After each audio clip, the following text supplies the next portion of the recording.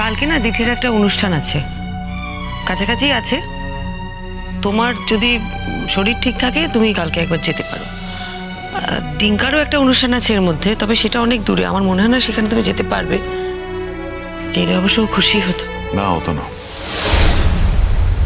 না মানে কি, ডিঙ্কা খুশি হতো না? না শ্রীময়ী, ডিঙ্কা খুশি হতো না। মনকে চোখ ঠেরে তো লাভ নেই। ডিঙ্কা আমাকে পছন্দ করে না, সেটা পরিষ্কার। আর তাই আমাকে ওর জীবনের কোনো কিছুর সঙ্গে জড়াতে চায় না, এটা তো স্বাভাবিক। দেখো, তোমার 3 ছেলে মেয়ের মধ্যে ডিঙ্কা সব থেকে বেশি সৎ, সব থেকে পরিষ্কার মনের। ও নিজের মনের ভাব গোপন করতে পারে না, এই ভাবটাও গোপন করতে পারেনি। ও পরিষ্কার বুঝিয়ে দিয়েছে ও আমাকে মানুষ হিসেবে পছন্দ করে না, করে না। আর যাকে ও মানুষ হিসেবে পছন্দ করে না তাকে খুব স্বাভাবিকভাবেই বাবা হিসেবে পছন্দ করবে না, এতে তো অন্যায় নেই। না, আসলে ডিঙ্কার তোমার উপরে অন্য কারণে রাগ। যে কারণেই রাগ হোক, কারণটা তো যথাযথ। আর সেই কারণেই তো নিজের জীবনের সঙ্গে আমায় জড়াতে চাইবে না, এটা তো খুব স্বাভাবিক। আমি আবার বলছি, যাকে মানুষ হিসেবে পছন্দ করে না তাকে তো সে বাবা হিসেবে পছন্দ করবে না, এটা তো স্বাভাবিক। এটা বোধহয় তুমি ঠিক বলছো না, জানো তো। দেখো, এটা ঠিক যে ডিঙ্কা ওর মাকে একটু বেশি ভালোবাসে। যেসব মানুষরা ওর মাকে কষ্ট দিয়েছে ও তাদের পছন্দ করে না। কিন্তু যাই হোক না কেন, তুমি তো ডিঙ্কার বাবা। বাবা হিসেবে ওর মনের মধ্যে কিন্তু তোমার একটা আলাদা করে জায়গা আছে। তুমি একটু ভালো করে ভেবে দেখো, ঠিক বুঝতে পারবে। শ্রীময়ী, এই কথাগুলো তুমি আমায় বলছো কারণ আমি অসুস্থ, যাতে আমার ভালো লাগে। কিন্তু বাবা হিসেবে আমি এমন কোনো কাজ করিনি যাতে ওর আমাকে পছন্দ হয়, আমার প্রতি শ্রদ্ধা থাকে। বরং আমি বারবার ওর সমস্ত ভালো লাগাকে বাধা দিয়েছি। ওর ক্যারিয়ারের যে স্বপ্ন ছিল সেটা আমি ভাঙার চেষ্টা করেছি। ও গান ভালোবাসে, সেটাকে আমি কোনোদিন সাপোর্ট করিনি। আমার কাছে জাম্বো ছিল আদর্শ, লেখাপড়াই সব, কিন্তু ওর গানের যে একটা ক্যারিয়ার হতে পারে সেটাকে আমি কোনোদিন মূল্যই দিইনি। আজকেও যা হয়েছে সে তো নিজের চেষ্টায় হয়েছে। ও যা কিছু সাপোর্ট পেয়েছে তোমার কাছ থেকে পেয়েছে। ও চিরকাল এটা দেখে এসছে যে ওর বাবা ওর মায়ের সঙ্গে কেমন ব্যবহার করে। ও তোমাকে ভীষণ ভালোবাসে, মা বলতে সে অজ্ঞান। সে দেখছে তার বাবা তার মাকে তুচ্ছ তাচ্ছিল্য করেছে, কথায় কথায় অপমান করেছে, ছোটবেলা থেকে কোনোদিন তার মায়ের পাশে দাঁড়ায়নি। সেই মানুষটাকে শ্রদ্ধা করবে কেমন করে? ডিঙ্কাজি খুব ভালো ছেলে। এই যে আমার 3 ছেলে মেয়ে, তাদের মধ্যে যে ভালোটুকু আছে সেটা তো তোমার জন্য। আমার খারাপ রক্ত ওদের শরীরে আছে, কিন্তু তাদের মায়ের ভালো রক্ত তো তাদের মধ্যে আছে, তাই তো তারা এত সুন্দর, এত পরিষ্কার, এত এত ভালো। এই যে জাম্বো কত কি খারাপ করেছে, কিন্তু সে কি খারাপ থাকতে পেরেছে? পারেনি, কারণ তোমার রক্ত ওর মধ্যে আছে। আর ডিঙ্কাও পারেনি। ডিঙ্কা খারাপ হতেই পারে না। দেখো, ওর জীবনে একটা ভালো দিনে আমি কিছুতেই ওর সঙ্গে নিজেকে জড়াতে পারবো না। আমায় পছন্দ করে না। আমার ওর বিশেষ দিনে সেখানে যাওয়াটা ওকে বিব্রত করবে, সেটা আমি চাই না। বরং তুমি যাও, তুমি যে ওর মা, তোমায় যে ভালোবাসে। আমার উপর ওর রাগ অভিমান অন্য কারণে, আর তোমার উপরে অন্য কারণে। তার কারণ ও বারবার দেখেছে তার মা ভালো থাকার সুযোগ পেয়েও ভালো থাকতে চায় না, সেখানে তার অভিমান। ওই অভিমান ভালোবাসার, এই অভিমান শ্রদ্ধার। কিন্তু ওই বিশেষ দিনটিতে তুমি যদি ওখানে গিয়ে দাঁড়াও, তাহলে ওর দিনটাই বদলে যাবে। খুব খুশি হবে, খুব আনন্দ পাবে। যে ওর মা, ও যে তোমায় খুব ভালোবাসে।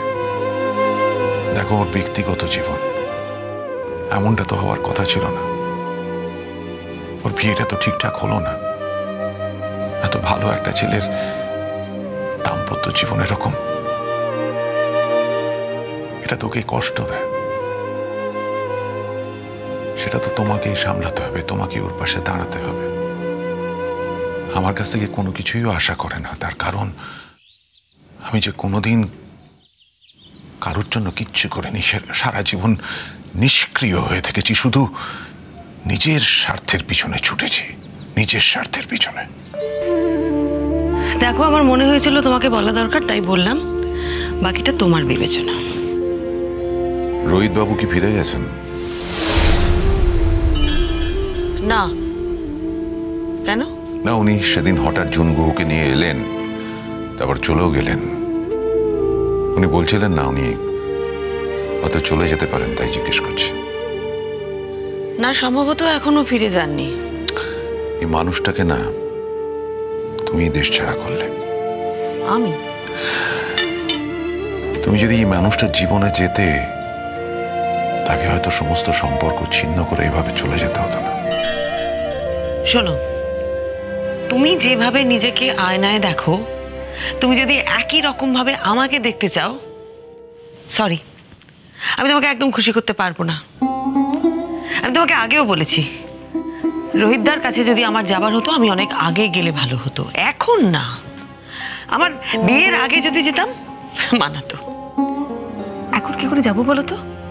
আমার এখন তিনটে সন্তান, আজ বাদে কাল আমার মেয়ের বিয়ে। আমি যদি এখন নিজের সুখের জন্য অন্য একজনের কাছে চলে যাই, সেটা কি আমার মেয়ের জীবনে খুব সম্মান এনে দেবে? তোমার মেয়ে অনেক আধুনিক, আর আজকাল বোধহয় মানুষ সেরকম করে ভাবেও না। ভাবে ভাবে, তবে কে কি ভাবে জানি না, আমি কিন্তু ভাবি।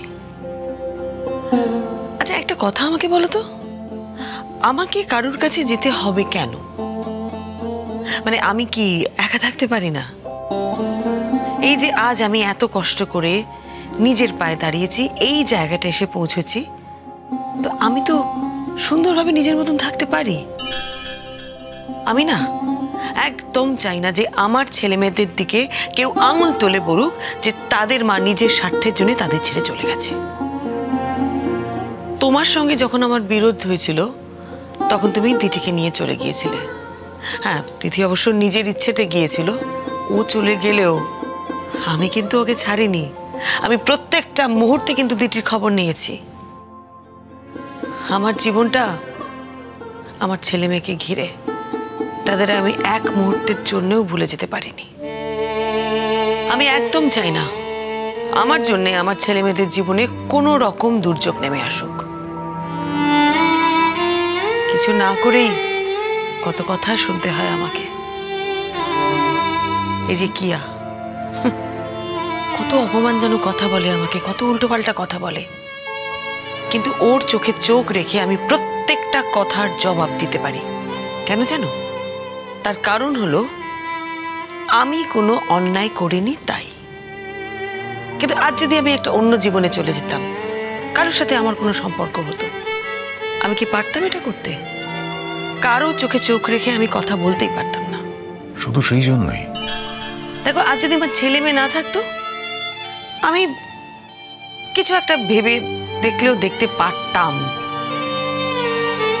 কিন্তু আজ তো সে প্রশ্নই ওঠে না। আর তুমি না এত আধুনিকতা দেখাতে যেও না শুধুমাত্র একটা গাড্ডায় পড়ে গেছে বলে। তুমি তুমি, আমি আমি, আমরা দুজন কিন্তু এক মানুষ নই। তুমি যা পারবে তা আমি কখনো পারবো না, আর আমি যা পারবো সেটাও তুমি কোনোদিন করতে পারবে না। তাই আমি আশা করব যে ভবিষ্যতে তুমি এই সব বিষয় নিয়ে আমাকে আর কোনো প্রশ্ন করবে না।